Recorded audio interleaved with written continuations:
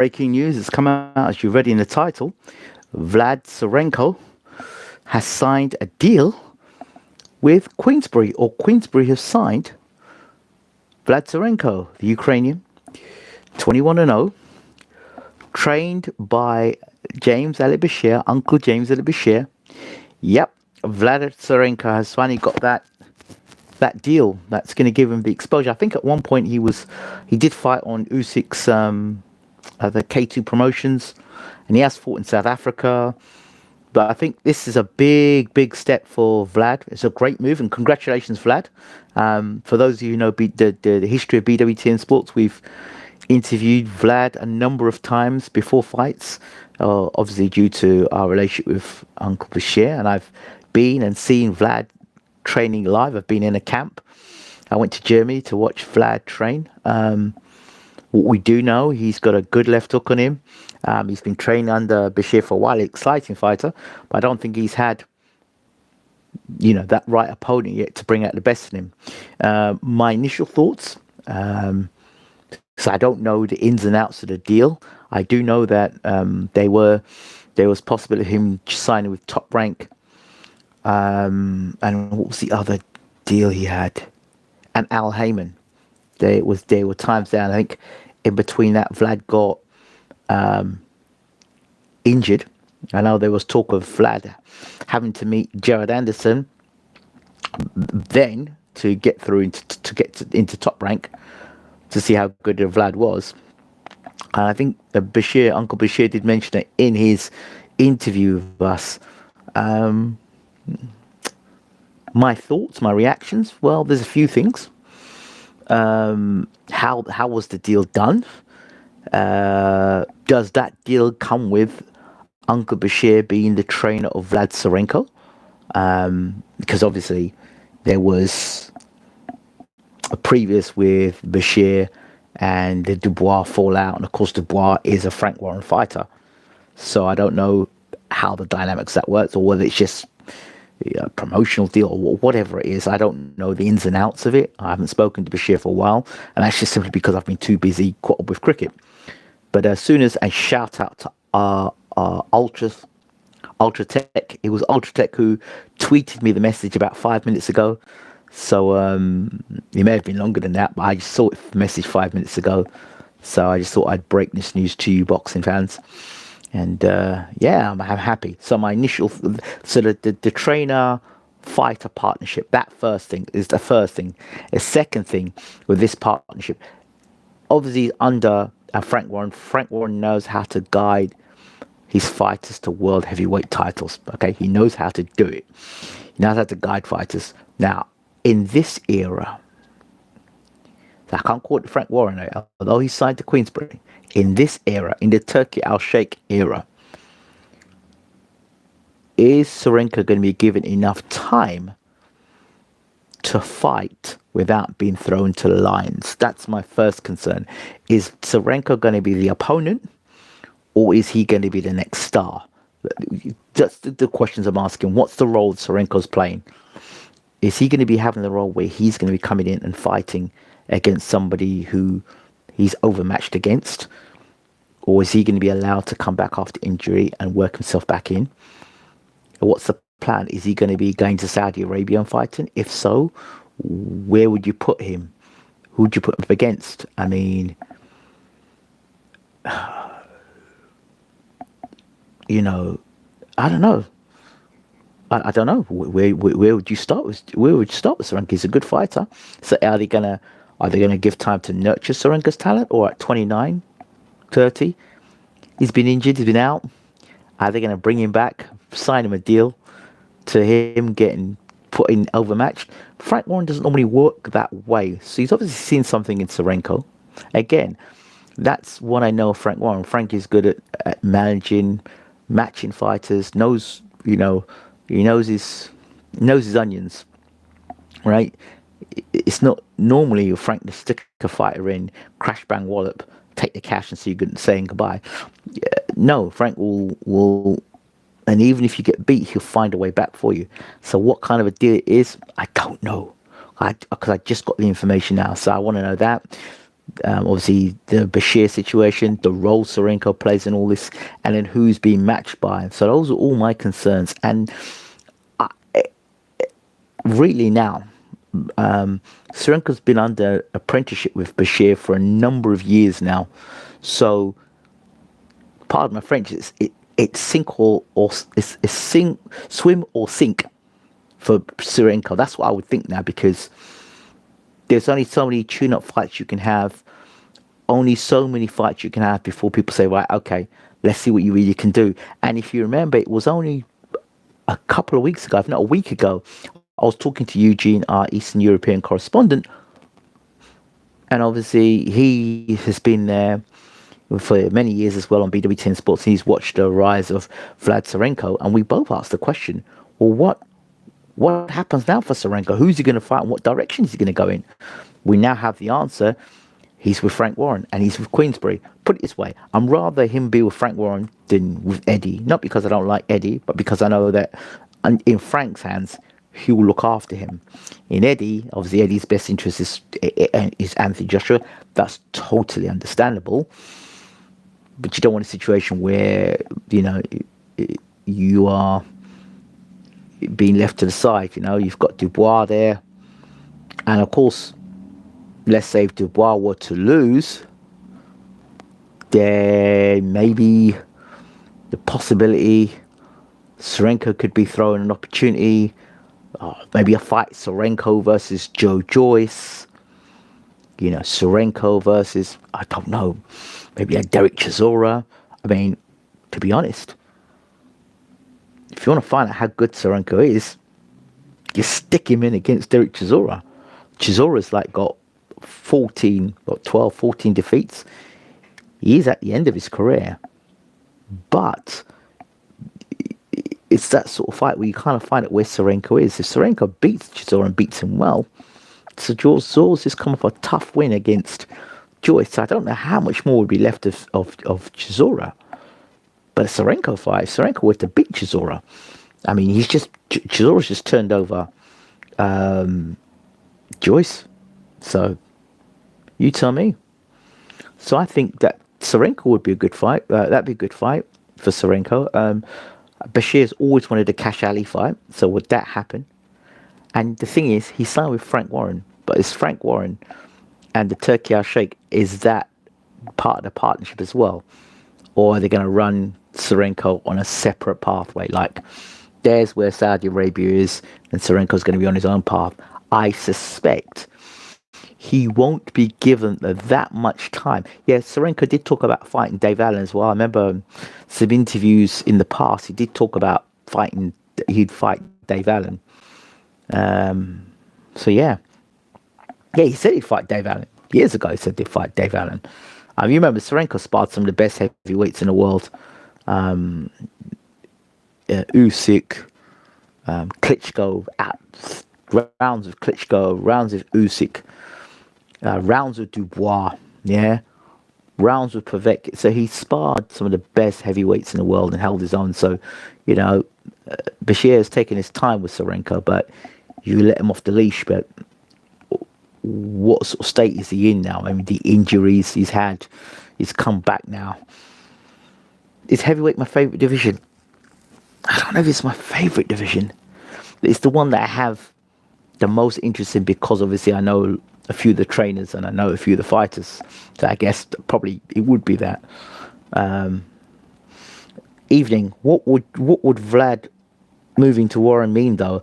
I'm worried he may be pushed to the conveyor belt of boxers instead of being. Yeah, that's it. That's exactly what I was saying. So I've just said, ST, sink or swim. Sink or swim. At this time, Vlad has got, in my opinion, he's had more than enough time under Bashir's tutelage to now be able to swim. Did you watch Boxing Nightclub days? I think Vlad has left it too late. Needs to make these steps quicker. Yeah, but you don't know what the situation. Some of these fighters now, I'm beginning to think that some of these fighters we don't see fight regularly is because of their contracts and what it says in their contracts. Vlad was injured. Let's be fair. He was injured. there was COVID, and there was a whole thing in what's happened in the Ukraine war. So let's not forget that while we're talking about Vlad Sirenkpo, let's think about the fact also that his country's at war. Yeah, so it's not just like he's an American fighter or a British fighter. He's had, and he has been trying to get his life organized. I think at one point he was going to be based in the States. I don't know how that all worked out. Whether he got, I think it was the States, or he's going somewhere else. I don't know. I don't know too much. I haven't spoken to Vlad in a while, again because of the cricket. So Eugene's just responding. He's better with Frank Warren. Eugene just messaged me. He's better with Frank Warren than he is with Matchroom, and that's exactly what I said.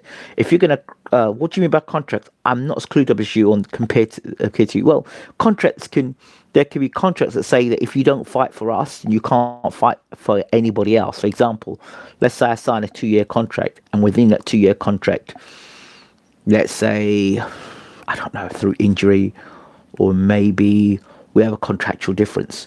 You want me to fight A, B, and C, and by the time I fight C, I make less money than when I fought A.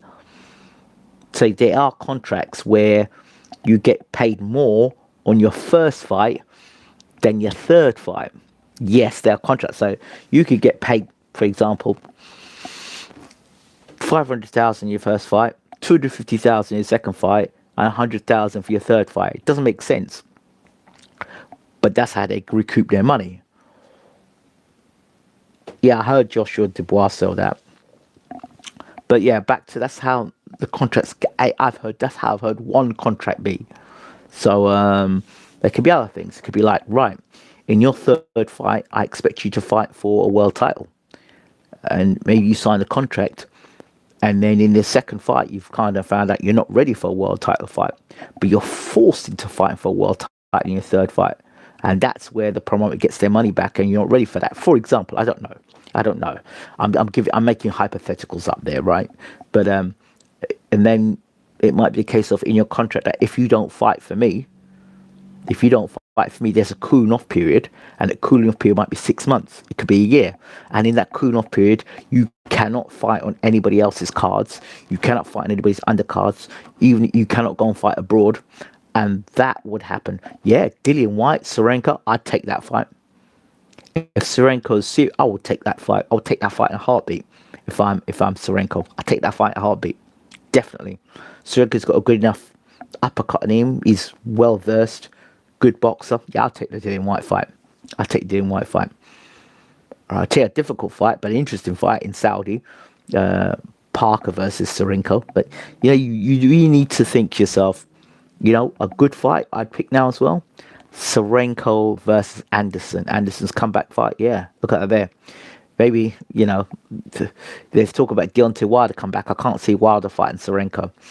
Whilst the promoters lure you into with big bet on the first fight, but then underpaid you afterwards so bad. It can happen. It can happen. I've heard it happen. Why is Dillian Whyte not getting involved in the Saudi circus? Remember, Whyte's an independent, isn't he? He's an independent. So there may be some reasons and stipulations why. There may be the fight that the second fight of Joshua, that fight and all the investment into it, and we all know what happened there.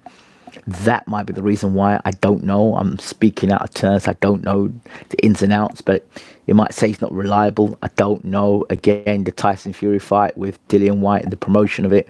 I don't know. So as I said, is it the drug issue? I guess so. I don't know. He's an independent. That's all I can tell you. Dillian Whyte's an independent. He'll go where he wants and do what he likes, almost. Whyte irons out Sirenko, unfortunately. Why did he eye him out? I don't know about that. I'm not too sure about ST. I mean, when's the last time anyone saw Sirenko fight?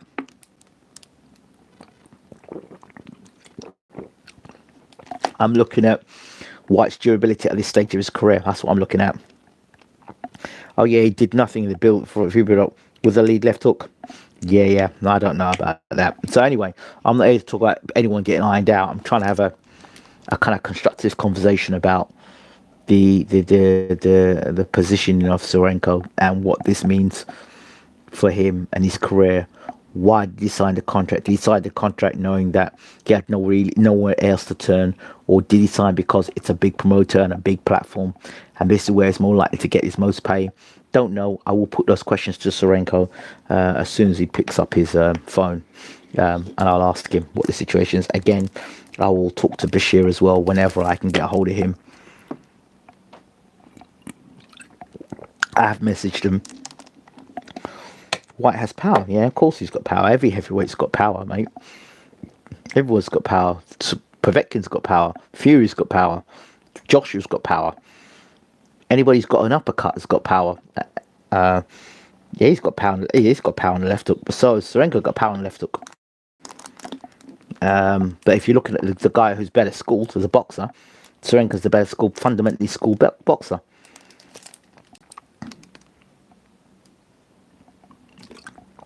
Those are the facts.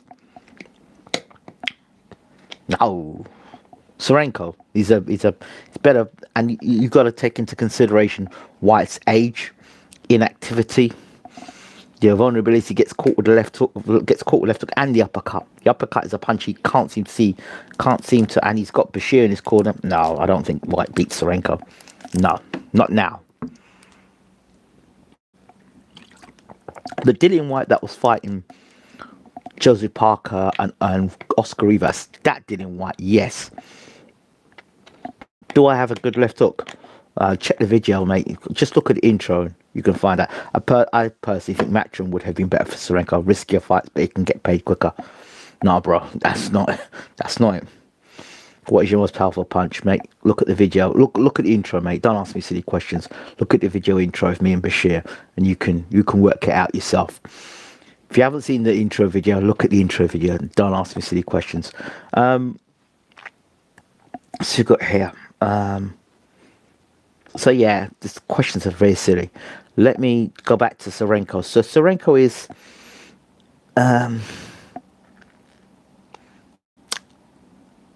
he's a good fighter. I don't think he's had the fight yet that shows the best. He's caught up in a strange time as well. There's the war. There was the injury he had, and there was COVID. So he had three things going on. For his career. He was badly injured. He was injured. He returned from injury. There was COVID, and then there was the war. So I think, in my opinion, that you even ask you the question now at 29 years old, how much has he got left? And I don't mean that in a sense that how much has he got left, like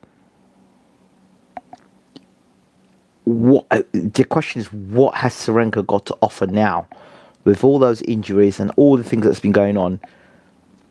Has he now got that clear path to go ahead and just deliver in the boxing world without Sirenko needs to try and get his face out there more, be on TV more, and somewhat high profile. Yes. Well, remember I was saying before, there were negotiations when he was at Top Rank to spar with Jared Anderson. That had been his way into Top Rank. Then there was the opportunity for him to be with Bob Arum, not Bob Arum, with what's this guy's name again? PBC, Al Heyman. There were discussions with Al Heyman. There were discussions with Top Rank. So this one with Frank Warren, it's out of the blue, but it's a no-brainer. It's an absolute no-brainer.